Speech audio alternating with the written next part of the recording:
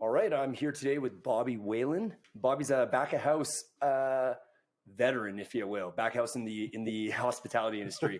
How long have you been cooking, Bobby? God, it's been I would say about 25, 26 years now. 26 years. That's nuts, man. So Bobby right now was I know him from I would have some drinks after work a lot of the times at their bar, and Bobby would be finishing up, and then I kind of got to know him, just some chit chatting, and I just thought man, perfect guest. Come on in. This is what Kaks Bar and Podcast does. We interview Calgarians, the Calgarians of all walks of life, and Bobby's an interesting guy. So just a little bit of things that I know about Bobby.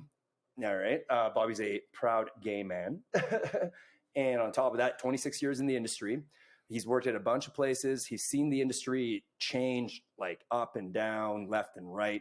And that was some of the interesting conversations we had at the bar. It was just noting he's been through this evolution of the back of house game, and he's watched and he's just observed this changes. So yeah, get into that a little bit here, because we were talking about that at the bar, and I just kind of want to hear more of your thoughts on this right now. So you were telling me, like, when you first started cooking, like, was the back of house culture just a complete 180 difference than what it is now? Oh, definitely. Definitely. People used to work together. Mm-hmm. They used to work together, and it used to be a team, and there was no phones, and if you had an emergency, you had to call into the job, not text. It's completely different now. So yeah, that's very, very different. Yeah, where's what kind, like, rattle off some of the restaurants you worked at here? Oh dear, Hard Rock Cafe, okay, Booker's Bar and Grill, oh yeah, Atlanta Trap and Grill, oh yeah. Those are the ones I can Original Joe's right now. Original Joe's right now. Yeah. Mm-hmm. Yeah. Boston and Pizza. Spot on. Mm-hmm. Spot on Kitchen. Spot on Kitchen. Which one's that one? There's Four Spot, and then you got Spot on in Mount Royal. Okay. Mm-hmm. All right. Did you ever do like steakhouses and stuff like that? God, no. No? No. By choice, or? No, I just don't like steaks, period. I think it's a waste of time.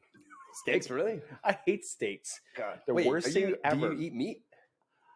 Or are you not a big meat eater? No, I do love my hamburgers, and I like my chicken. I just don't I never enjoy steak. I think it's the worst thing ever. It's not for me. Oh man, dude, that's where we're different. I love steak. I think it's a straight man thing, actually. What do you mean? Just like steak? Yeah. Like, I'm a man. How can you eat a steak? And it's like, yeah, okay, I want my salad. I think the love of steak came. It's not that eating steak makes you manly. I think just manlier people wanted to eat a steak. I don't know if that makes sense. It's like because red meat would be, well, I made no sense what I just said, because I was like, you got to hunt the red meat, but I was like, you're not really hunting a cow. Never mind. But your elk, your deer, your buffalo back in the day, So I don't know. Maybe there is something to it, but I just love the texture. I love the taste. I love how it breaks down in your mouth. Medium rare steak. Obviously, nutritionally, it just, for me, it just jives with my body the best, I've noticed. Mm-hmm. I mean, nutrition is such a crazy topic, with never-ending new studies done, never-ending new sciences coming in, and everyone just needs to figure out like what diet works for them. So unfortunately, there's like a big-time trial and error, because now we're hearing a lot about this carnivore diet going around. Like, that's kind of like, some people are saying, no, like that thing is complete BS. You need way more nutrition than just red meat and water. Mm-hmm. But then there's other people, like famous people, to rattle off some, like Michaela Peterson, Jordan Peterson, like the Jordan Peterson, the psychologist, and then Michaela is his daughter, but they both had these bad autoimmune issues that got literally fixed from switching out everything in their diet except for just fat and red meat, really. Mm-hmm. And then there's other people that are just like, they can't even break down meat. It's, so I don't know. But for you just straight don't like steak. I just don't like steak, period. As I grew up in a place where if you had a steak, it's like, I don't know. You had a steak, you're like the man of the house, and that's the way it was. And it's just like, this is what I do, and I kill this moose, I'm gonna cook it up for you. I'm like, okay, great. Like, all right. Hunter's addiction is what I call it best. But yeah, not for me. All right. But dude, okay. So tell me, like, where did you grow up? I grew up in New Brunswick, actually. Okay. When'd you make it out to Alberta then? In 1996. 96. Yeah. Man, seriously, dating yourself here, Bobby. Don't tell But, anyone. yeah, but even the start where you're like, I've been cooking for 30 years. I was like, whoa, like Yeah. like long time. Yeah, no, yeah, but no, you're aging very well though, sir. You know, I gotta give you that here. Hey man, yeah, for drinking beers a lot and everything like that. I mean, like, yeah, you definitely have a young spirit and everything like that. Like, that's why I love talking to you. And everything. Yeah, I did not peg you for like late 40s, man. Like Bobby's in his late 40s. Like, and I did not peg you for that. I literally thought like you way younger. So kudos to whatever you're doing there. I think it's just having combination of great foster parents growing up. They just had a very young attitude, and when they did something, they're very inclusive. They got you to do something else. You know, they had a cottage, and then they had a little sailboat, and they travel in the summertime. It was very important to do a lot of family things. Get out. My boss used to yell at us, and he's like, "Would you guys get the red on your cheeks? Get out of the house now!" okay. Even in the wintertime, and that's the thing is, and they always have a good sense of humor. I mean, you have like, I think at one point, we're probably 9 in the house. So 9 in the house? 9 in the house. Jesus. Yeah. This was 2 years before I left for Calgary, and it was 9 in the house. And man, my foster mom always said it. And I was talking to Derek yesterday. My foster mom used to say this one thing. It's like, there's never a dull moment in this house. And it's still to this day. Now they have the grandchildren along. They keep moving along with life.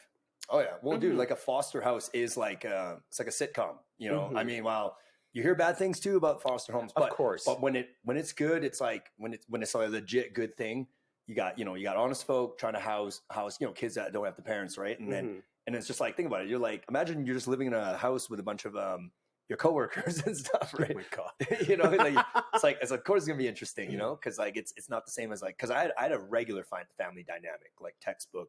Mom and dad made a bunch of kids, you know, so like my world was completely different when I hear about some other people's upbringings and things like that. But yeah, anyway, okay, so you made it out here in the 90s. Yeah. All right, and back house has always been your main line of work. Yes, there? it has. Yeah. Perfect. Did you just have were you good at cooking off the jump, and then you just kind of got right into it like that, or? I remember the first job I had. Was working in a little place called the Front Page Cafe. So you have to imagine, this is the foothills of Calgary. So this little restaurant owned by Greeks. And I think it was mostly around probably 97. And I worked there for a while. I didn't really enjoy it. I tried to do the best as I can. It was a breakfast place. And the moment they said, listen, the hours are not there, so we're going to let you go. And more of a blessing, because the Hard Rock Cafe, that's when I got hired in 97. So I started. This is the one in Eau Claire? Yeah. Okay. And you have to imagine, I'm 22 years old, and my God, it's like, I'm going to work in this place where there's only rock music, and there's diversity, there's different kind of people and ethnicity, and you name it, right? I'm like, I'm going to be the best place ever. And I was. Yeah. And that was my first chain of restaurant that I worked. Hey, I want to ask you a little bit, kind of touching base on the back in the day cooking world versus now. So like, getting a little personal here, but just straight up asking you, like, so when did you come out, by the way, first of all? So I came out when I was 30. When you were 30? Yeah. Okay. Oh, wow. So did you always like you always knew you were gay then, right? I knew I was, but when I was in Calgary, and the way I speak to people about it, when I first came out, I was 30, is that when you come out to your parents, that's when you really come out. Yeah. So when I was in Calgary, I was dating or being in relationships at a time. So yeah. Were you bisexual, or you knew you were like gay? Like, I tried to cover as being bisexual for a while, and that was a complete fail. So deep down, you're like, I don't like this. No. I even after I broke up with my girlfriend in 96, I'm like, it's time to take a direction. But it was a very different time. You have to remember. Yeah, that's what I'm saying. It was a very different time. Like, I mean, just like what I was trying to get at. Sorry to cut you off. Go ahead.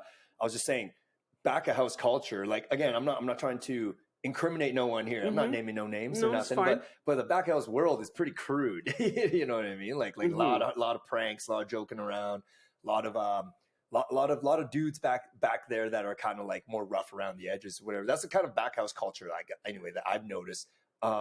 So I was just saying, like when you were gay back there, like did people know you were gay, or did but you came out when you were 30? They knew. Like, I remember I was working at Hard Rock, and they knew, but I just didn't want to talk about it. Yeah, and it wasn't a time. The moment I would have came out to my foster family and the whole 9 yards, it would have been a different ball game. But for now, and plus I had a cousin at the time who was living in Calgary, and Calgary's pretty small, no matter where you are. And we had something called the internet. Okay, we didn't have phones, we had the internet. And it didn't matter if you're on gay.com, if your cousin is on there, he'll find you. Okay. So your cousin was gay as well? Yeah. Okay. So you guys instantly was like, hey, he's like, Bobby, you should tell people. Or, no, we literally, I knew about him, but I literally bumped into him to Boys Town. Okay. Is Boys Town a bar? Boys Town was a gay bar. Okay. How many gay bars are even left in Calgary right now? Oh dear, I think we have one. Is it Twisted Element, right? Twisted Element, that's it. I think it's another one. I'm not really sure. I'm not sure, but Twisted Element is the only one right now. What a name, hey? Twisted Element.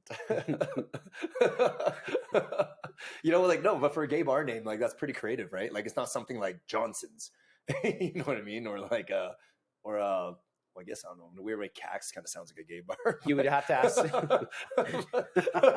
You would have to ask the owners, because I didn't know the owners; they were acquaintances of mine. But I knew who opened the place up. Yeah. No, that's just a creative name. Yeah, but Bobby, how was your coming out? Was it rough for you there, or was it pretty crazy? I mean, because like 30, so it's like almost 20 years ago. Yeah. And sorry to date you, but. Yeah, even back then it was different, man. Like it was, like the world shift very, very suddenly, like, or would you say maybe it didn't shift suddenly? Maybe it was always gradually like trajectorying to this. Bigger cities are able to cope with being homosexual, with a homosexual, but smaller cities, we're still talking about religion, we're talking about beliefs, and it was hard for me. And I remember, like, speaking to my foster sister, and I said, when should I do this? When should I do this? Now's a good time. She's okay. Let's do it. Okay. So I called her up, and I remember telling her, listen, I'm gay. And her actual words, well, that's very brave of you. And she left it to that, and was polite. So what do people mean when they say that? Like I hear that all the time too. Like it's very brave of you. Like, is it brave as in it's like what's about to come? Like it's very brave of you. Or is it like, oh, it's brave that you went through all that, or because like like my sister's a lesbian, right? And like when she came out, it was like I didn't bat an eyelash with her. I was just kind of oh cool. Like literally, it's just such a no factor for me. Like that just wasn't like I just looked at her the same. Oh, okay, so it's Jenny. She dates chicks now, but obviously it was a bit of a shock to my folks and stuff like that. But everything's great since then. Like we like that's one of the nice things about the era we live in now. It's like it's really not that big of a deal, like. You have to remember when the AIDS pandemic hit the world, it was not enough knowledge for anyone. It was a scary time. And this is before the cocktail. So the cocktail came out in 97. I'm here in 96. So we're still came out in 92, didn't it? No, it's 97. Because Magic Johnson, 92, he contracted HIV. And then he was one of the first guys, because he was a high profile guy. They had a very rudimentary cocktail back then. But Magic explained it was like the pill process was like 20 pills a day worth of shit, And then because he was at the beginning of it. I do know they had a retroviral cocktail mix in 92. They must have something different, but because it was primitive though. Of course, but I had so many gay friends at the time that are finally coming out and saying, listen, this is what was going on before 97. Once we got a cocktail, things start to shift. And I can understand my foster parents saying, it's very brave of you, because what kind of outcome do we have? And So I came out in 2004. So imagine it has been 10 years. Has not been 10 years. The cocktail's out. Mm. So things are slowly starting to change. Yeah. Mm-hmm. All right. What would you say would you say the cocktail kind of just made people like less because what I'm gathering from you is that you're saying like, oh, you're brave to come out as gay is more like they're thinking, well, dude, high risk of leading to death, essentially. Mm-hmm. That's kind of where they're kind of where they're trajectorying their worries, if you will. Like, well, what was going on between 83 and 96 that people were like, the kids were having fights with families like, screw you, I am going to Vancouver, Montreal, and Toronto. And what would happen is they would have a job and then it wouldn't work out, discrimination, whatever would happen. Then the kids would have to work on the streets, a prostitute, come down with AIDS, go home and die. mm. So it's kind of a choking matter from a maritime point of view that everything's going to be okay, and it's not. And then you either covering by say, they had cancer or they just don't want to talk about it. It was just not a way to end a relationship. Yeah. And those were the days. Yeah. Yeah, no, we've come a long way since that. Mm-hmm. I mean, it's like, well, even implying like HIV and AIDS is a gay disease. That's so like outdated, man. Like it's not, It's not anymore. It's not, man. It's everywhere now. It's like, but I mean, look at Charlie Sheen, right? Our boy Charlie Sheen, like it's just, and then you ever hear that boxer Tommy Morrison? No, I haven't. Yeah, he was that. So he played the bad guy in Rocky 5, I think. It was Rocky 5, right? And then in real life, he was like a young up and coming world like champion boxer, right? Mm-hmm. Yeah, I think he did win the title at one point, and then but dude, just once money came flying at him, he just couldn't stop partying. And anyway, yeah, he ended up getting HIV, and then he was in denial of it, and then they lost his boxing license, and then they eventually got AIDS. And that guy was heterosexual, but he definitely was just a wild card, Mm-hmm. with the way he was living, So I mean, but it shows again how far we've come, because like if back then your folks was being worried was like death because they think, oh, he's gay means AIDS. Then that's just like, it's just like how naive of a statement now in hindsight, now like after now knowing what we know about the whole thing, right? Think about it. The joke was in my time growing up, gays with AIDS. So you just kept quiet. Gays with AIDS was like a saying? Or it was a saying. It was a mean joke, and you just kept quiet. Very quiet. And I remember still in the late 90s, I had some of my coworkers that would not. They were like, you could look at them like, dude, you're gay. And you'd be like, fans are seriously, dude, you're gay. And they're like, no, I'm not. I have a girlfriend. And then they would quit their job, and then they found out they're gay, but they're not up to their parents. So there was I wouldn't say that to their face. I would keep that to myself, so I know exactly how it would feel into their shoes if I was being judged like that. So it was still the 90s, still a lot of pressure. Near 2000, it even changed. What was interesting, there was a place in the year 2000, and this is mostly the front house. I'm not going to say where. The place is closed now. So the servers had to wear a wedding ring to say they're married, because too many dudes are trying to hit on them all the time. No, because they were gay and they didn't want that kind of the establishment wanted to attract the male servers. Oh, that's what. Oh, you yeah. Okay, oh, yeah. The male servers had to wear a wedding ring. That was final. Interesting. Yeah. Yeah. Wow. Like, I mean, things are very different now. I mean, you can't impose something like that now. No, you can't. No. But dude, I don't know why I'm just laughing, because you're just saying, you're like looking at someone like, you're gay. Yeah. And the guy's like, what? Excuse me? It's like, oh, I can tell.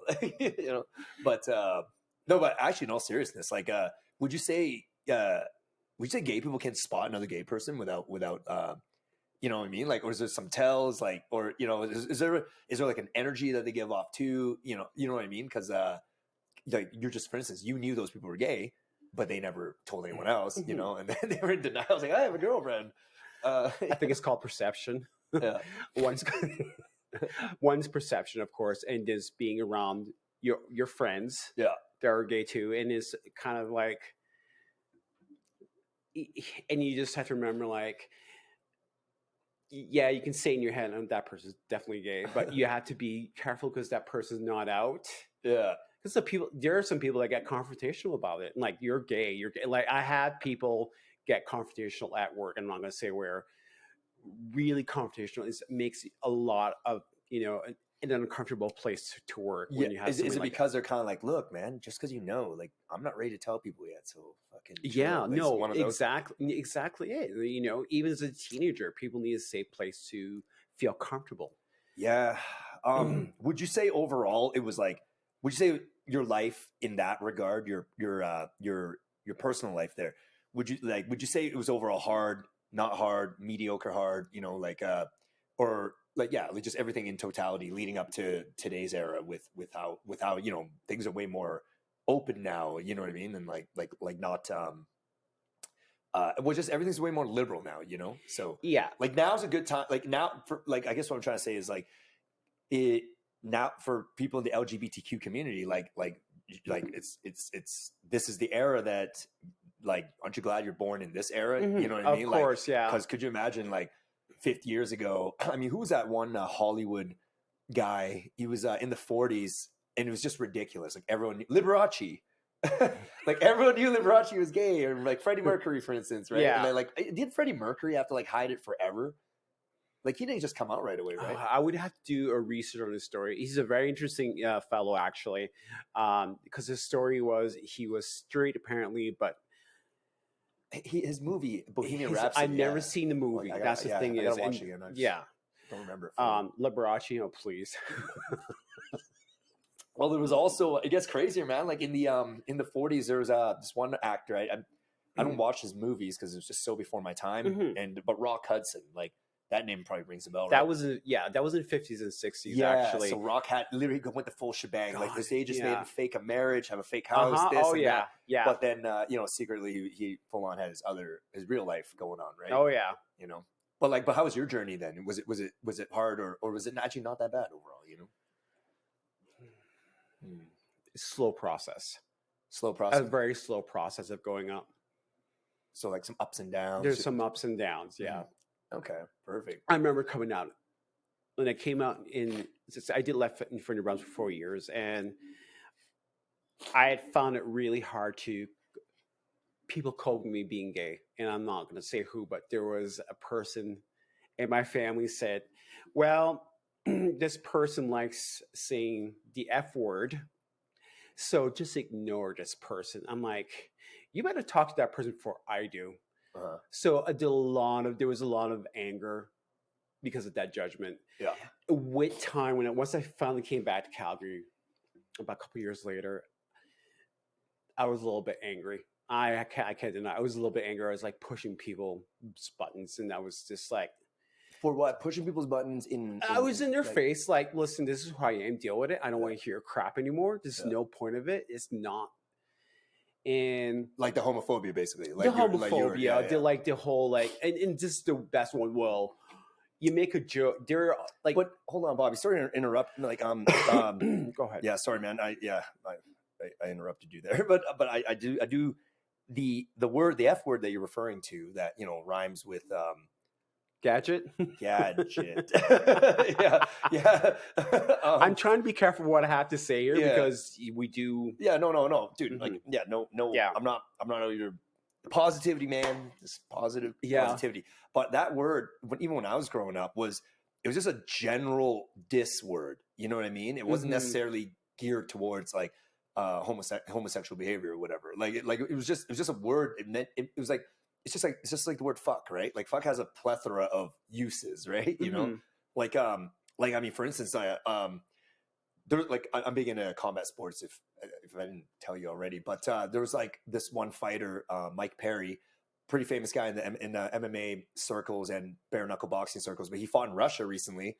No, his friend fought in Russia, and he was cornering him, and he was over in Russia, and then he was getting into it with the guy, and then he called him he's like, oh, fuck, back away, motherfucker. That's what he says. And that Russian guy lost his mind. Like went at him, like security was there, like literally like just trying to throw chairs and then later on he finds out, he's like, dude, you don't diss someone's mother.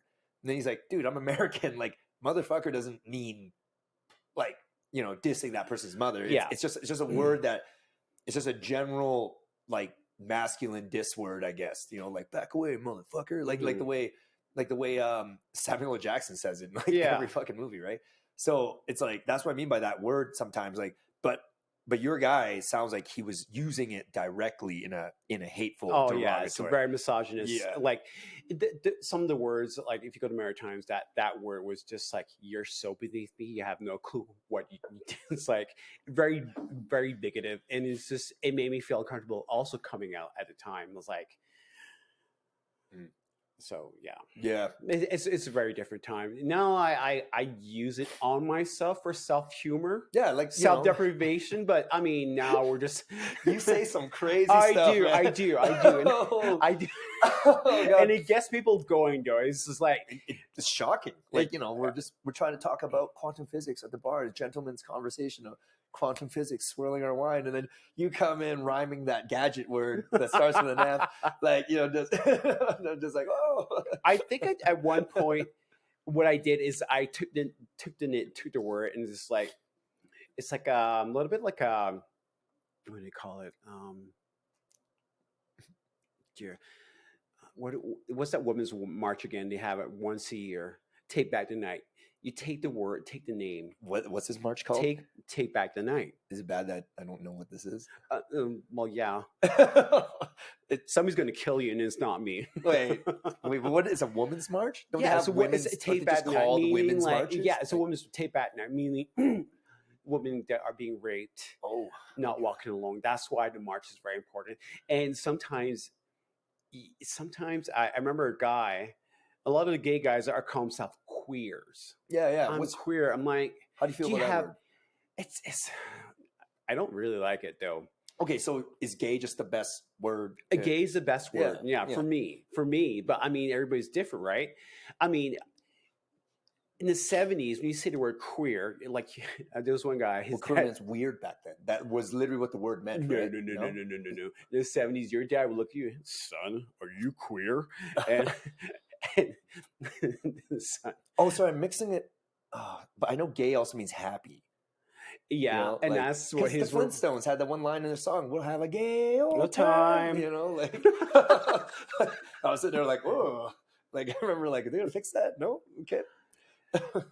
But the sort of was in the 70s, right? So this guy replies back, that's like, no, Dad, I'm gay. It's like, okay. They figure out years later, but it was inappropriate to say it then. You take it in the year 2010, 2011, now the young gays at the time were taking a queer and taking back their name as this is who I am. Okay. So yeah. I know I can get a rise with a lot of people. I say a lot of stuff, but I get a lot of rise. But it's mostly growing up in the 90s and like the things you can't say anymore. And people are like, what the hell's going on here? Like, you can't say that. I'm like, oh, well, they used to say it a long time ago. Oh, I forgot. I'm old, right? Fuck. That's always the defense. Like, oh yeah, I'm too old for this. Or no, what are you talking about? No.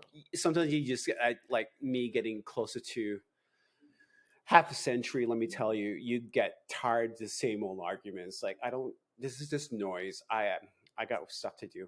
Yeah, it's just noise. Yeah. Well, that's the maturity kicking in, because yeah. But I don't know. But it sounds like you were how can I put this? Like you're still like a strong dude. You know what I mean? Like you weren't man, what's the word I'm looking for here? Because a lot of the stereotypes back then, anyway, with a lot of the gay guys was that they're not as like strong or whatever, right? They're more like feminine. It's more like a feminine guy. Is kind of like the way they pictured it, but that's not true. Like gays within the gay world, I would imagine like like there's different energies, right? You know what I mean? Some are more masculine, some are more feminine, right? Yeah, that's kind of what I meant. So would you say you're more like a masculine gay guy, like all things? Like forget that gender connotation. That means because a lot of gay guys just wouldn't stand up for themselves, right? Like or they wouldn't like fight back if someone was tossing the gadget word around that starts with F. this is very hard because I love a lot of female music. I also love a lot of rock and roll music. So, which makes me very incredibly weird. But I don't know. I feel like you're a strong dude. Like, I'm a in that strong way. dude. You know, like I wouldn't like if I was some loser who has all this hate, like I'd be like, all right, I'm gonna go, hurt some people that don't share my beliefs. But I would be no, not him though. Like, who's the weaker? Like who's not actually gonna fight back and knock me out? Or whatever. Yeah. That's what I mean, right? Yeah. Yeah. Would you say that's an accurate assessment? I don't know. Like, I mean, when I can't wait to get my own place very soon. If I was cleaning my apartment, I'll listen to Sarah McLachlan. And then if I go out to listen to music, I want to listen to hardcore music. So just difference of, I'm a different person. All right. That's what I have to say. But didn't you tell me you were big into like sports and stuff though, growing up? No. Oh yeah. Well, yeah, when I was younger, athletic. yeah. Like, I used to be athletic. Yeah. I used to be in track and field, and I've gone to the nationals, and all that holy stuff. Shit. That's pretty athletic. It's just nationals for track and field. But anyway. Yeah. No, not that athletic at all.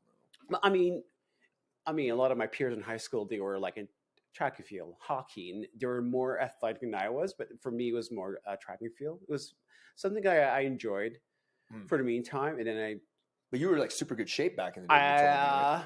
No, I was still very too thin. So, but with time, I started to enjoy going to the gym. Yeah. It gives me a couple hours to myself and do my weights, and then I do my cardio, and it keeps me going right. Yeah. So, Oh yeah. I'm a big workout guy, and it absolutely is a necessity. Like you're right, that couple hours away, and I don't know, you just physically feel better too. You're actually more capable as well. You look better, and then your brain just kind of works better too.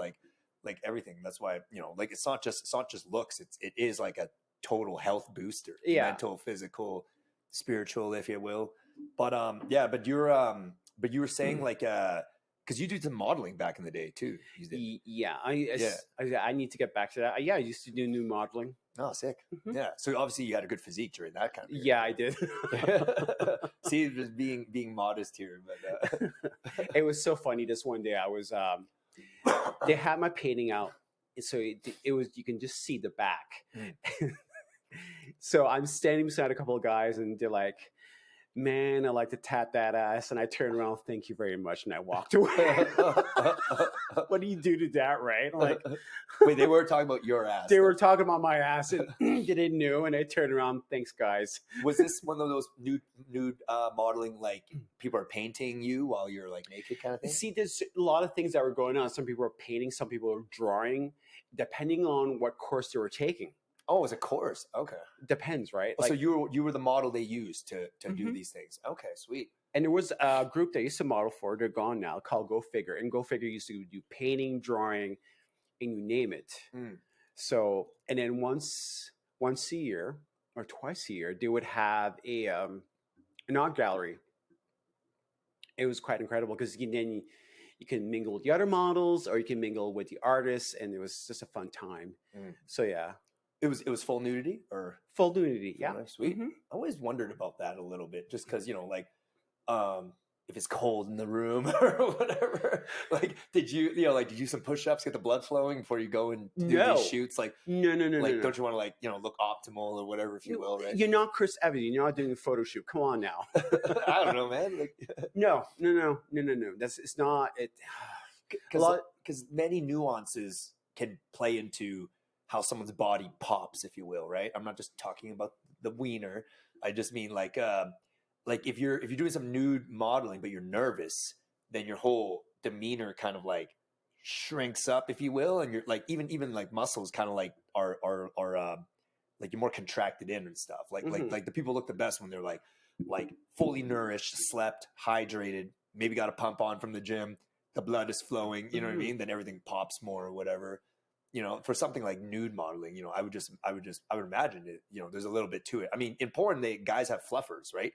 Like specifically to like get them extra ready for the scene, right? Oh my God. All right. These are my questions. No, they're really good questions. The difference between a photo shoot and a gig. A gig is that, yeah, you have that one moment in time to get that shot right. The artists, they don't care. It's interesting because an artist, they're like trying to focus on your arm. Like people have trouble when every artist starts. They're like drawing sticks, they're drawing hand sticks, they're drawing leg sticks, and everything else. But once they start to get used to doing a body part, they want to get more perfection.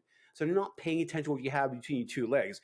They're actually paying attention to this arm because you got to get the arm right until it's time to.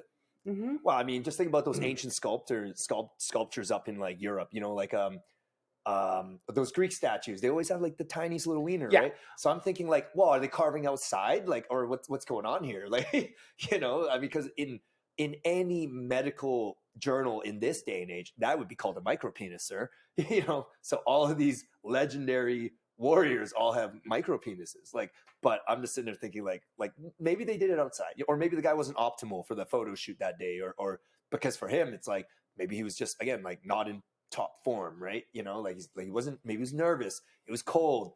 I don't know, like maybe the other day he got in a fight with his wife or whatever, but instead he has to sit here and while this guy like chisels out, you know, his body or whatever. Because I always wondered about that. And I'm just like, something's not right. Yeah, but what is right? Every bodybuilder wants to look a 15-year-old boy.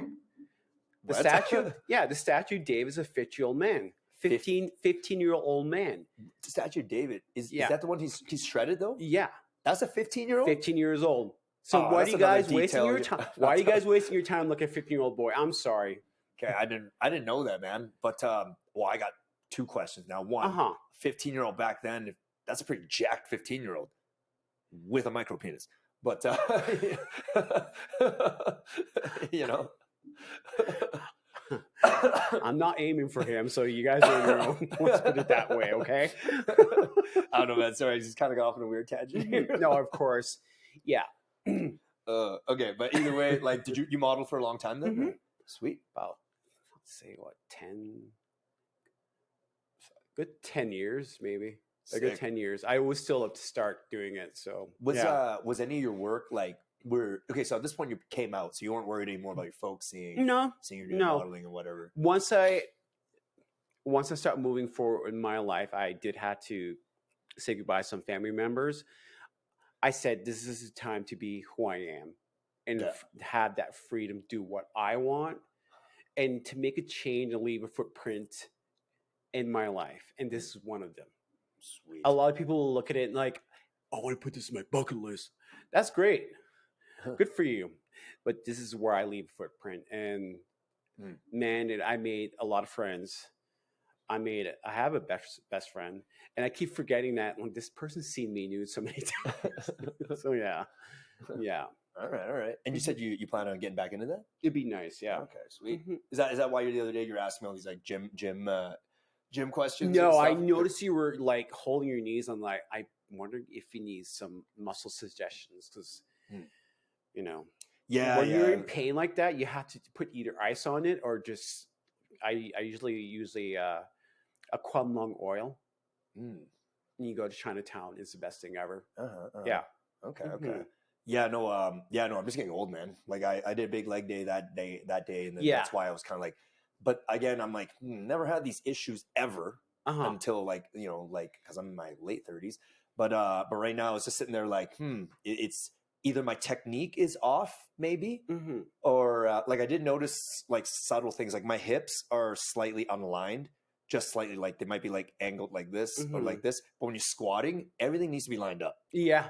Because if everything's not lined up, if your one hip is up here, like, what's going to suffer is that knee joint, your ankle joint, like all that. It's because it's compromising. I mean, it's no, not compromising. The other reverse of compromising.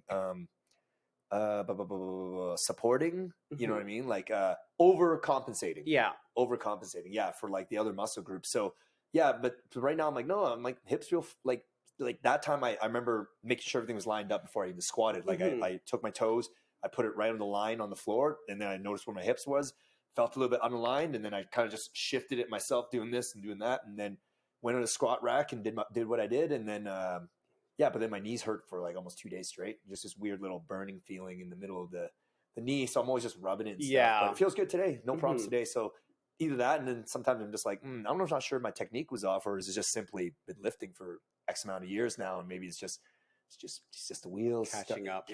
Yeah. So yeah, I mean, but there's medicines for that. Of course, yeah. I will eventually old Chan Man's gonna get the old performance enhancers here. It's you know, fix all those little nagging injuries. Why not, right? That's a you thing, not a me thing.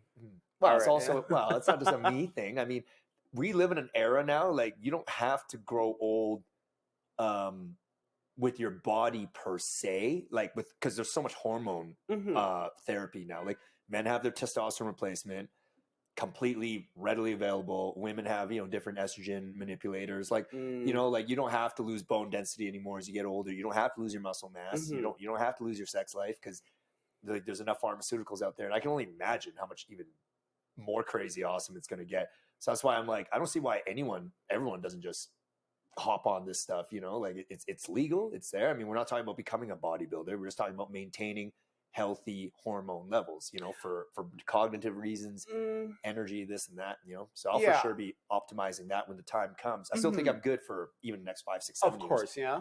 But when I'm, late 40s here, but yeah, all like your late 40s, but like you feel good overall, your body, everything's working, or is there definitely some like I've gained some weight since last summer and I really need to get a gym.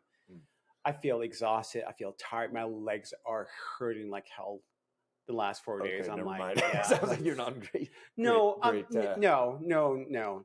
And it's always good to contemplate. Okay, get ready. Get ready. That's why I'm like, get ready. What do you mean, get ready? Get ready. Get a new place. Oh, okay. Figure where you're going to be gym. Are you going to buy your own gym set? But you obviously know what to do to get back. Of in course, shape. I do. It's just doing it. When did you kind of stop training consistently? Then would you say?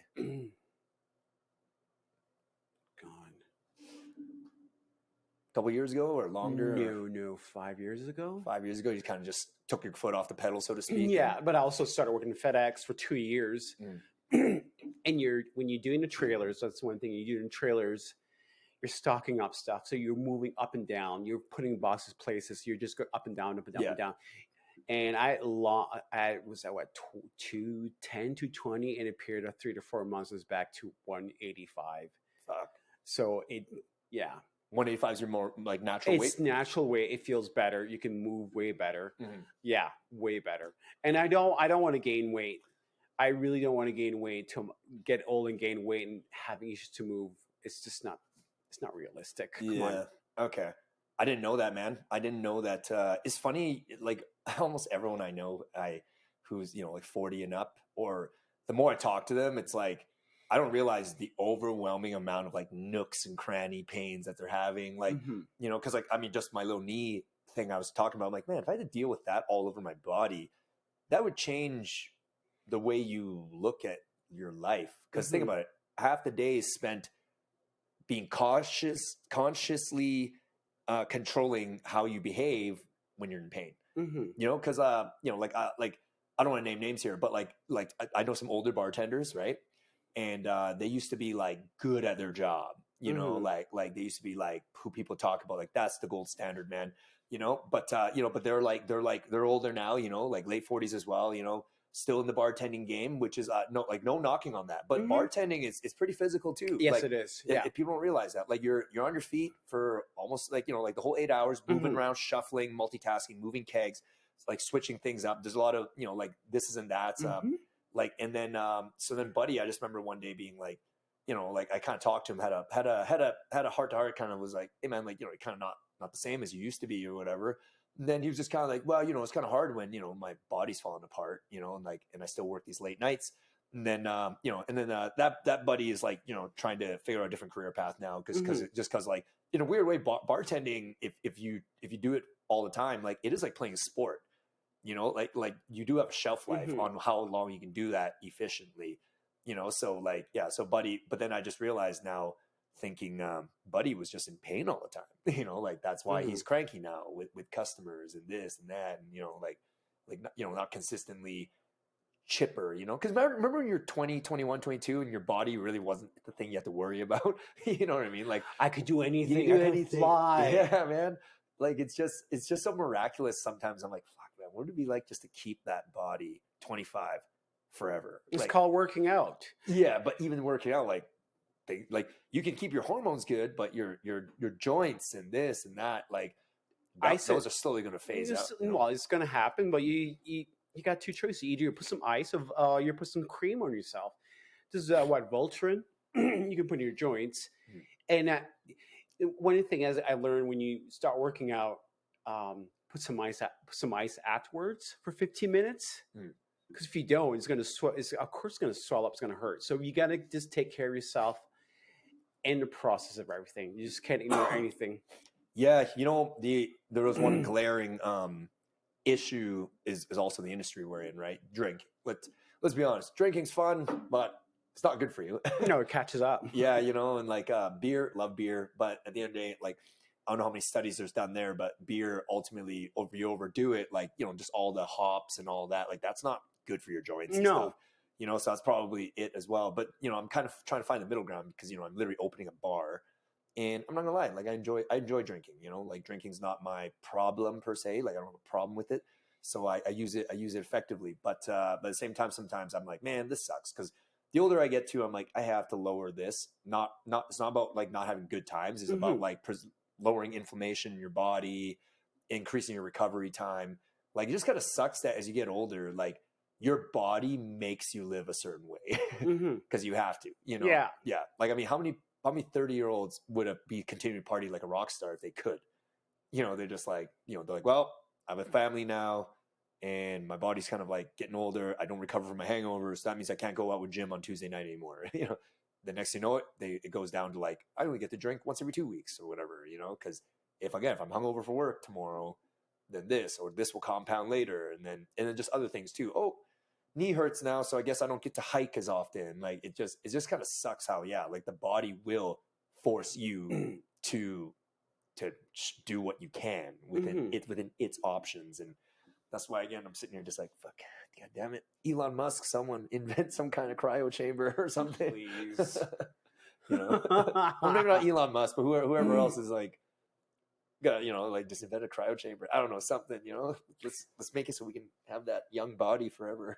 Well, you can't really have a young body forever. It's like we're like a car. We got to wear and tear somewhere along the way. Our mileage says everything, and we also have a timeline that comes along with it. So you do the best of what you can. I always say, yeah, it's good to work. Even yoga. Try yoga. Try to work out and go walk in 15 minutes. And what people do they rather spend time on their phones, and that's the biggest problem right there. Like, spend time on your phone. Would you speaking of the phone, like, would you say that changed the game for everyone's social lives? Of course, yeah. Like, I mean, that's a dumb thing. Of course it did, but I'm saying I think more people probably came out because of the internet, you know, because you can instantly find your crew, right? Because back in the day, like coming out, you'd be super lonely, or, you know, like or whatever, or if you didn't have like a community already, right? Like, but like it'd be hard. You have to go find your community, right? But now with the phone, it's just like, okay, I'm going to come out today. By the way, on the site now, like, yeah, of course. Now I got a couple people that to not feel alone or whatever, and then bada bing, bada boom, right? Yeah, before that, you think about it, there was gay ICQ. That's the early 2000s, and you had ICQ. What a throwback. Yeah, I used AOL, ICQ. and you had gay.com. No, that's probably an obvious one, right? Gay.com. It changed a lot, but once the phones came out with Grindr, it just limited everything. Amazing. Again, what an amazing name. Grindr. I don't know. I just find these names really funny and like creative, right? Because they're very like to the point, you know, like Twisted Element, Grindr, Scruff. What's scruff? It's an app, just a gay app too. Actually. Well, what's scruff? It's just like Grindr. It's just like, you go on your phone, down Scruff, and then you see those same people that are on Grindr. Okay, but I mean, like, what is scruffing? What was scruff? Scruff, I don't know. You tell me. Like, that's not a gay. I couldn't figure out scruff would mean gay, or it could be business. hairy. It could be. I don't know. I really got a scruff today. Like, Oh, okay. No. It could be, right? I don't know, but Scrubs. I don't know. I'm not the one to speak again because like me and Cass get a lot of shit for our name Kaks, but I'm like, yeah, because Kaks was originally was an acronym, right? There's 4 of us. It's just an acronym for our name. So Cass starts with K, Shawn starts with an S. Yeah. And then we had 2 more business partners at the start, but it was it wasn't their thing anymore, and then they moved on. But by then, Kaks had already kind of taken momentum, and I'm like, we're not changing the name now, like we're gonna stick with Kaks, even though it sounds like you're saying cocks, yeah, like it's so funny. Just people are like Kaks, hey, like I'm like, yeah, Kaks, like Kaks. Yeah, I don't know, it just sounds funny too, hey guys, I'm heading down to Kaks. It's funny when I get like my folks to say it, my mom's like, how's Kaks coming along? Is that your new place you're calling it? Kaks Bar and Podcast. Oh my God. Yeah. Send the gays, Bobby. Send the gays. Gays are welcome, dude. Pronouns. Oh, sorry. Yeah, let's make it easy for us, all right? But yeah, we're all inclusive, man. Come on down. But just make my job easy, please. No, exactly. Yeah. Oh God. So Bobby, what's the game plan right now for future goals, things like that? Because you want to do some traveling. I want to do some traveling. Yeah. Definitely some traveling. Yeah, I think you were talking earlier. You said Asia, like you have big plans on hitting that spot. Okay. I would love to, but it scares me in one way. So I would not like travel alone. That's one thing. I think Nepal would be a great place to go to. All the Buddhists is in that area. It's just beautiful. Would you say you're calming? You're a spiritual guy? Sometimes, depending on what kind of mood I am. Today I'll be a bitch. Today I'm going to sin. Tomorrow I'm going to be spiritual. Because I sinned so brutally. Oh my God. I always find that's funny. Like it's like I don't know, man. I think back in the day people used church as a balancing thing where they're like, okay, I sinned all week, but get to that place on Sunday and whoo, I'm good. I'm squared up with the guy upstairs. Oh yeah, you have a lot of people like that. Like, oh, well, I sinned. So if I go to church, it will be all gone. It's not how it works. Of course not. Of course not. I'll go in the confession box and the priest forgive me. He forgives you, but not everybody else. And that priest, I'm pretty sure, is doing stuff too. So. I'm not commenting on that one. I'll leave you to that. I'll laugh with you, but I'm not saying anything. I'll probably get in trouble with my foster family. Bobby, I heard what you said in that podcast. That's not something to say. I didn't say anything. I let the other guy talk. What are you talking about? Oh, man. Oh, God, great stuff. Oh, my God, yeah. All right, cool. Yeah, but anyway, you said, okay, Asia. That is, I've been to Asia a bunch of times. No, but dude, it's so tourist friendly, man. Go for it. I don't know where in Asia. Asia's huge, but I can't speak highly enough. Like Vietnam's actually a really good spot too to go for vacation. Yeah, Hong Kong was amazing. I wouldn't want to live there right now due to all the problems and everything. And I have relatives over there, but Hong Kong's great. I don't really think it's that expensive anymore, to be honest with you. It's flights are pretty affordable. Yeah, like I said, I would not go alone. I would just love to go with somebody so I feel safe because it's just big. It'd be too overwhelming. Yeah. I mean, coming to Calgary was big, but it's not overwhelming. But going to Hong Kong or anywhere else in Asia, I'd be like, I need somebody. Have you been to New York and everything like that? No, not yet. No, I want to go to New York because there's still some Titanic stuff going on, so that'd be interesting to go see. Actually. Titanic stuff? Yeah. What do you mean? I think they still have the piers. What do you mean? They still have monument. Titanic was supposed to stop in New York. Yeah. So they still have some of the monuments. And just a couple of weeks ago, I was reading, they found the cargo trains, I believe, in England or Paris. Was it in England? Oh, and somewhere in England is they save the cargo trains. What do you mean by cargo trains? Cargo trains, like meaning traveling trains. Like it would be like a via train. Uh-huh. So they found a couple of cargoes that they would transport people to go to Titanic. Okay. Yeah, be interesting to go see it. I'm like, maybe I should try that instead. Okay. Yeah. Well, I'm just saying, like, I've never been to New York, but like Hong Kong, for instance, it's a mega city. Mm-hmm. So I mean, but everyone speaks English there. Like it's of course, yeah. It's so westernized. It's yeah, but I would not be wanting to be alone, not knowing where I'm going. Yeah, it'd be too big for me. It's not that I don't want to go. Don't get me wrong. I do want to go, but I just don't want to go by myself. Yeah, no, true. Let's put it this way: it's like somebody be me in line coat in the corner. I need an adult. Now that'd be funny. Like you are an adult. So. Yeah, yeah. I kind of get what you mean because the like part of traveling too. It's like. When you're traveling, you want it to be a vacation, right? But like, it's not a vacation if you're constantly having to problem solve. No, of course. And I remember, like just many times. I went to Hong Kong a bunch of times, and then mostly with family, and then travel friends. One time, 1 or 2 times here, anyway. But I just remember like the one time, like I was with my folks, and then they were doing their thing for a couple of days, like so I was like kind of left alone to do whatever I had to do, explore the city. I have a couple friends there anyway that I was gonna, but it was just like every second it was like navigating the octopus system, whatever the metro, like they call it octopus system. It's like it's a sea train. Oh wow, yeah, like because everyone takes a train everywhere. Of course, like, it's trains, buses. Like you don't own a car in there. Like I mean, well, no, people own cars, but I'm saying majority of people do not own cars, right? And it's just every moment you're just navigating, trying not to get lost, trying to take the right place. Like everything's so. It was crazy how it was like I kind of got lost in this little this section of well, I want to say downtown Hong Kong, but there's everywhere's a fucking downtown in there. But I remember like I was just trying to find a gym, right? And then it ended up being like they're just around the corner. But because of all the people and all the lights and all that, it was like I was like navigating and and it was just I was like, this is barely a vacation for me because like every time I want to go somewhere, it's like massive problem solving to. Well, not massive, but not everyone's good with directions, And I remember finally I met up with my buddy, and she lived there a long time, and then she was just kind of showing me around. And I was like, this is way better.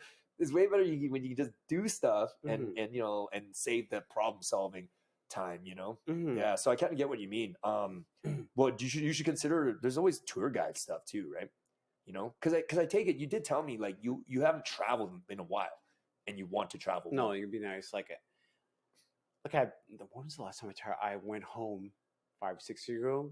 5 or 6 years ago, and 3 years I went to Vancouver. But I was to go see Madonna. That was a fun time. 3 years ago? No, it was 3 years previous. So back in 2012. So I went to Vancouver. I mean, daytime I was okay to walk by myself, but nighttime I would stay closed in the apartments or the hotels. I did not feel comfortable going out. Yeah. Well, yeah, no, I don't blame you there. Yeah, well, I don't know. You got options, man. You got options. Oh yeah, of course I do. Yeah, tons of things to find.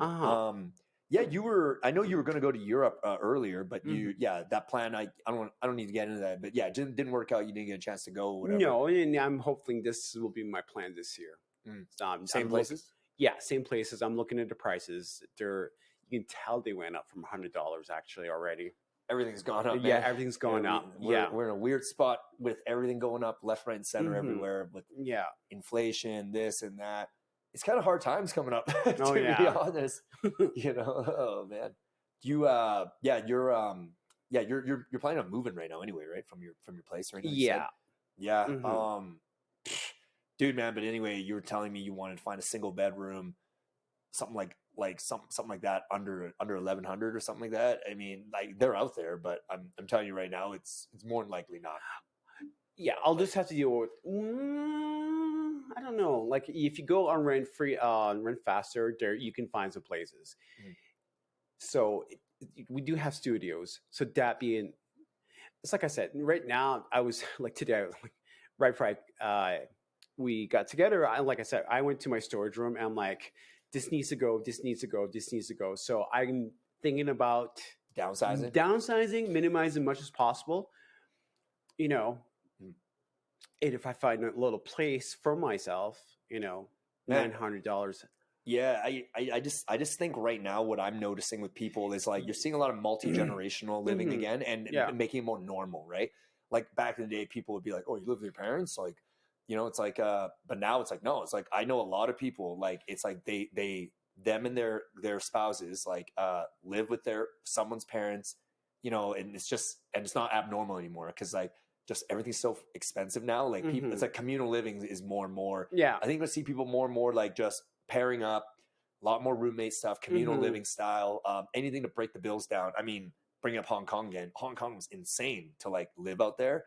It's like families like live in 500 square foots, Mhm.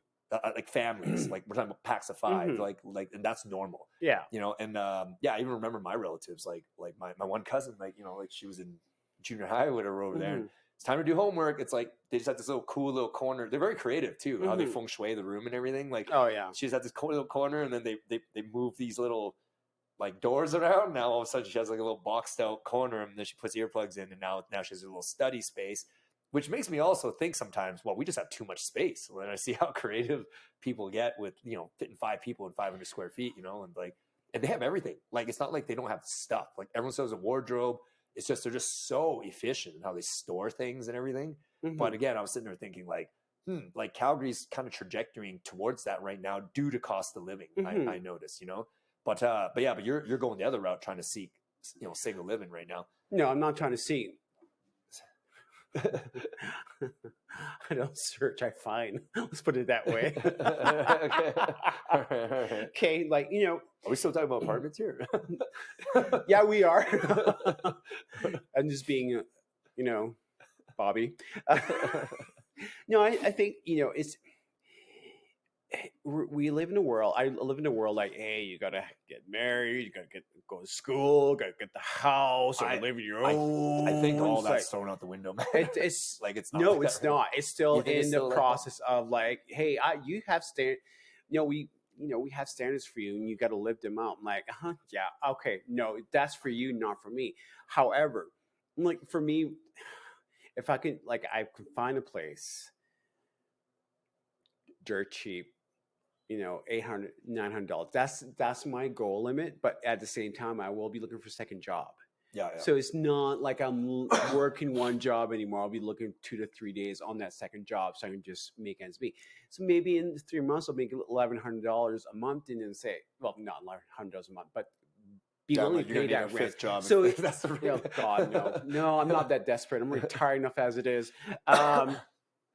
Just being a little bit more realistic on how you want to do it, right?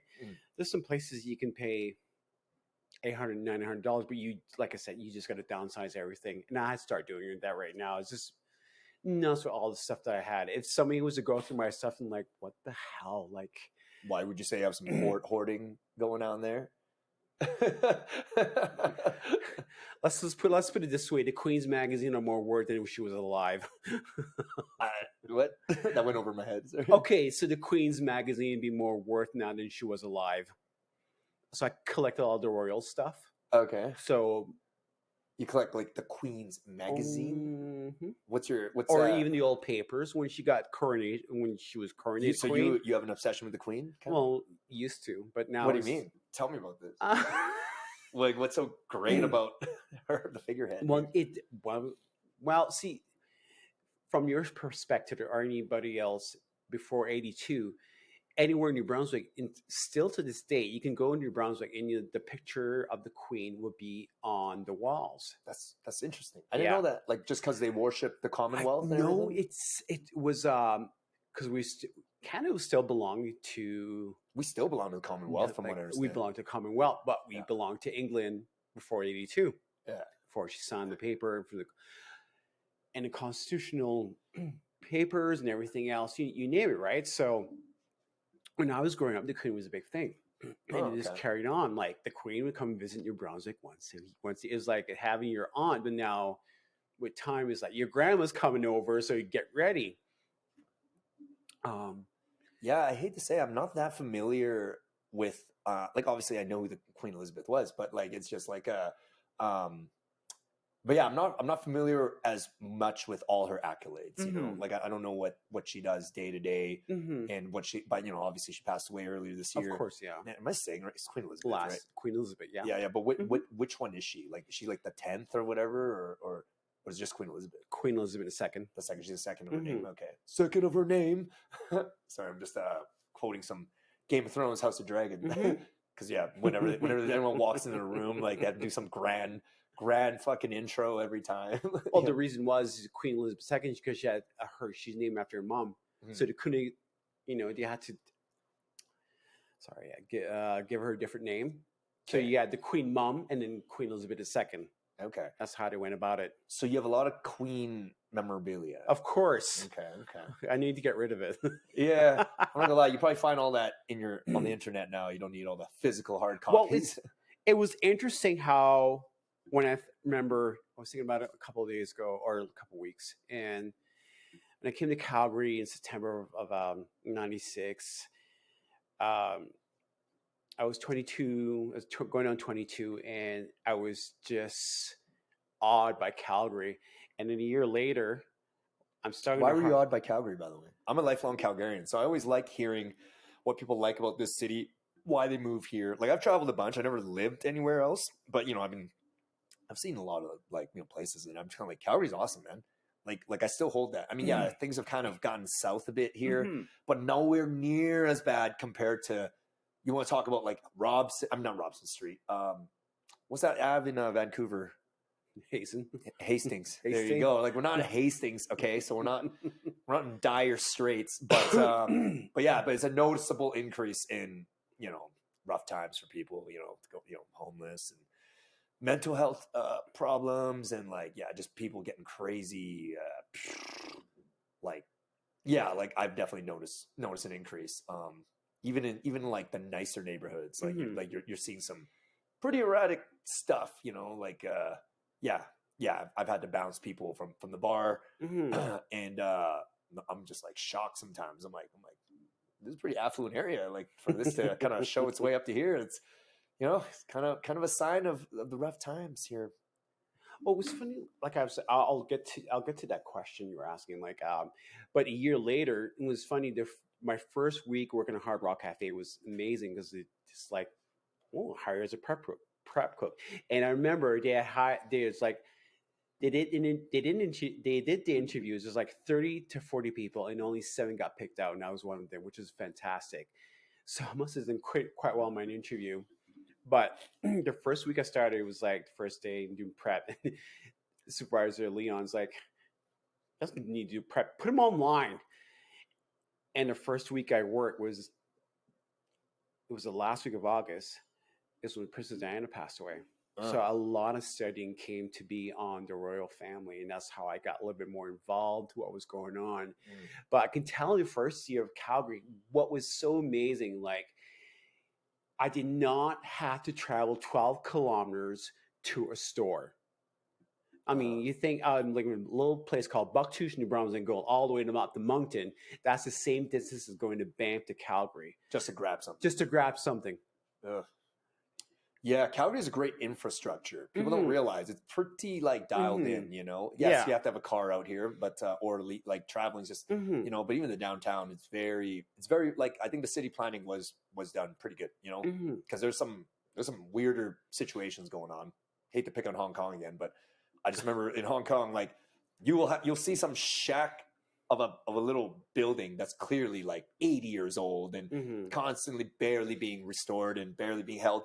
And then you see the city worker just partaking in constructing this high-end like skyscraper over top of this little thing because this thing wouldn't be demolitioned or whatever. Of course, yeah. And then you're just seeing like what a weird mess of a operation here. I mean, I can only imagine like in Canada, like none of these codes would match the criteria. No, out here. Of course like, not. You know, like they're really pushing boundaries here. Like just the way the building was being built around this other thing.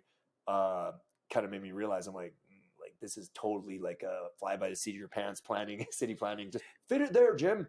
Fit the new hospital there. Like, it's like Star Wars, go up. Sorry, what was that? It's like Star Wars, go up. Oh yeah. It's just like, go up. They don't have any land.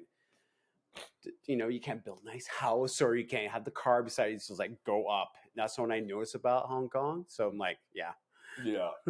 But if to finish what I was saying, like, I mean, you think about it, like, you're probably a kid, you had roller land or you had roller skate places to go to, and you could stay out late at night. You had all these bars, like this place was alive. You can stick your fingers like in, being electrocuted, but you loved it. Now it's just, but I still love it. There's some place I can still go to. Yeah, well, if you're referring to Calgary's bar industries, yeah, it's definitely shrunken tremendously. They're shrunken, yeah. I mean, well, just times are different. Like, we work with some younger people in their 20s and stuff. Like, they're just different. Like, their whole social style is different. People don't drink as much. A lot of it's just online interactions, video games, a lot of snapping each other. They don't dance. They don't really dance. They don't dance. They don't really drink, and then, but I noticed though, just on my observation again from meeting people, comparing people like, that I meet who are in their, the Gen Z world, they're definitely, in my opinion, more socially awkward. Like when you start a conversation with them, you got to prepare for a little bit of a, maybe I'm a boomer and I just don't know like their cues. Don't take my job. But but I don't know, it's just different. But maybe I'm the one who's awkward to them, but I just noticed things are definitely changing. So yeah, like the city's not as alive, but because even in my early 20s, like there's so many bars in this town, man. Like so many bars. Like every night of the week, a nightclub was full to capacity. Like there was every night of the week there was like a bump and spot. You know what I mean, for nightclub stuff. And then like I mean, I was obviously a child when Electric Ave was the spot, but you hear about Electric Ave being like, so you were here for Electric Ave. No, you weren't. Electric Ave was the 80s. It was the 80s. There's still some places left. I mean, you still had Coconut Joe's, you still had the Fox and Firkins. Yeah. Those are remnants from the Electric Ave days? Yeah. Okay, interesting. The steak was there. What was now the steak? What's it called now? Come on, the steak. The steakhouse? Was the steakhouse now? The keg. There you go. Yeah. The keg was there in the time. So yeah. Yeah. I don't know. I don't know if it'll ever come back to that, because like the bar industry is actually, you know what? I was about to say this statement, but I already just in my brain, I moved 2 steps ahead. I was like, no, it's a young person thing. I'm like, maybe not. Maybe the way everything's shaping up now, it's like older people still go to bars. And then some bars are now just full of people 30s and up. You know what I mean? Because like that's the generation that still likes to have alcohol and interact in real time like this versus interact with clips and memes and little TikTok stories or whatever. Again, not knocking on it. It's just a sign of things to come. Which again is kind of a risky move on me and my partner's behalf for starting another bar here. I don't think it's a risky move. I mean, you're gonna have to start something very different. If you don't start anything different, it's not going to happen. And that's what I have to look at. That's why we're doing this. So yeah. So of course. So it's so different. It's just the interaction is different. I mean, I remember my days when I used to make plans with my friends at work. Hey, do you want to meet up next Thursday? You wouldn't text. You're like, hey, you want to meet up on Thursday? You gotta remember that. You gotta remember that Thursday, and just call me the night before. Yeah, and that's what we do. We call the night before and just make the plans and work with it. It's amazing how much people had to keep their word back then. Like there was less flaking. I noticed back then. Less flaking. Yeah, because like nowadays it's. I'm not gonna lie, it's ghosting. It's a pain in the ass amount of flaking and tech. Like you'll get someone like I've had a couple podcast guests like could you imagine again? Say you shot a radio show back then like this, like, hey, do you want podcast Thursday? And then you said I'll be there. And then we set a hard date, Thursday, 8 p.m., whatever the date is. And then you don't talk to the guy again, right? And then say he's trying to reach your home phone landline. You're not there to pick it up. And say you don't have a voicemail. Like, the guy will think twice about flaking because he's just like, I can't reach him. I already said I'm going to be there. And then they'll show up, right? Versus now it's just like on a whim. Like, I'll be there, Steve. And then it's like 2 seconds later, your friend's like, all right, come out and play fucking Call of Duty or something. And you're like, I'm not going to be there, Steve. Or even worse, or just pure like ghost. Like, and I'm sitting there just like, man, like the amount of lack of respect for other people's time is fucking insane right now. Well, it was kind of interesting. Like I was joking with Jesse yesterday, and I said, Shawn texts me at 10:30 in the morning. I must reply, this is the time I get my beauty sleep. I'm thinking to myself, this could wait. For me, Gen X, just can wait. Because I gave you my word. Sorry. I gave you my word. Yeah. And then phones, and I can hear your call today. I'm like, oh, screw. Okay, go out, get your ass and go outside because he's probably waiting for you. So that's the way to do it. That was the way to do something then. If your phone wasn't working, you just get your ass outside and just do it. I completely understand where people are just flaking out or just because they have the option to flake now, right? Versus before it was like it's harder to flake because also you have like things move slower back then because there's less ability to like line up 10 different options of things to do, right? And I kind of think that it's kind of sad in a way because there's so many pros to when people have to meet and there's less options because then whatever event you went to, it's even more special. More people gather, right? Now it's like spreading a like instead of having more similar thinking, now you're seeing like a gazillion avenues of thinking because everyone has their own little worlds on their phones, right? So it's like I don't know, but again, we're the guinea pigs of this new situation. It's never been like this in documented history. Like I've never heard of an internet like prior or some kind of sophisticated like even say back then in Rome, say like in ancient Rome, like I'm thinking of an advanced civilization. Like there's no computers, but maybe there was some kind of like tangible internet where I don't know what it is. Is like everyone just writes stuff and maybe there was like a bunch of like wires and you clip it and like send like some fast paced. Those were the 60s or whatever, like fast paced mailing or I don't fucking know, man. But but yeah, we're definitely just saying like it's hard to predict what's going to happen next because to touch base on what we were talking about 2 seconds ago. You said, oh, getting married and having kids and having a job. And I'm like, I know, man, statistically, I think all that's out the window now. Like, I think marriage is at the lowest rate. Yeah. I think having kids at the lowest rate or amount of kids. What else? Go to university is not, no, like I know university enrollment is not as high as it once was, but even if it's still full, like it's not, people drop out earlier or this or that because it's not as applicable anymore, because back in the day, like university was it was a clear system of, hey, you're a responsible guy because you finished this 4-year advanced high school, so to speak, and now we will employ you at a place, right? Now it's like that doesn't mean anything. Like how many dum-dums have we met that are like literally going to university for a master's in neuroscience or whatever? But like I remember fucking my this funny thing happened at work. Don't want to name names, but we had this one bartender, and he always talked about how he's like, oh yeah, I'm in my master's for blah blah blah blah, right? And then like one day it was just like he just kept like his real life skills were so slow. Like he was a slow bartender, and like he couldn't multitask, and then one day he couldn't figure out the towel dispenser, right? He's like, hey guys, it's simple. You just fucking press that button and flip the towels. But he was just like, hey guys, not gonna lie, I don't know how to change this towel. And then my boss at the time was like, use your degree or something like that. But he still never figured it out. And then I'm sitting there, God. Gets worse. I got one more quick story for you here. There's this girl that I used to work with that she, again, going to school for something crazy. I'm sorry, I'm picking on neuroscience. It's just like, but she was studying something like that. But I remember it was time to get change for a customer.